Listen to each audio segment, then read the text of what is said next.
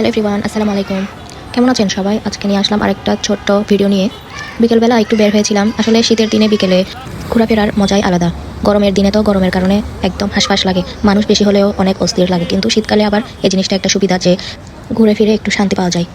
আজকে চলে গিয়েছিলাম সংসদ ভবন আর চন্দ্রিমা উদ্যানে। দেখুন কি পরিমাণ লোকজন এখানে।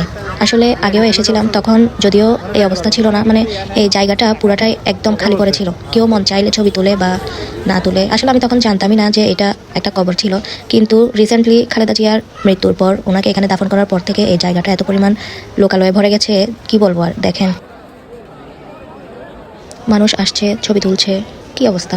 আসলে সময় এমন একটা জিনিস, মানুষের এই সময়ের কারণে মানুষের উত্থান পতন সব কিছুই আমরা দেখতে পাই, তাই না? সময় মানুষের অবস্থান কোথা থেকে কোথায় নিয়ে আসে। যাই হোক, আজকের মতো এ পর্যন্তই। ভালো থাকবেন সবাই। আসসালামু আলাইকুম।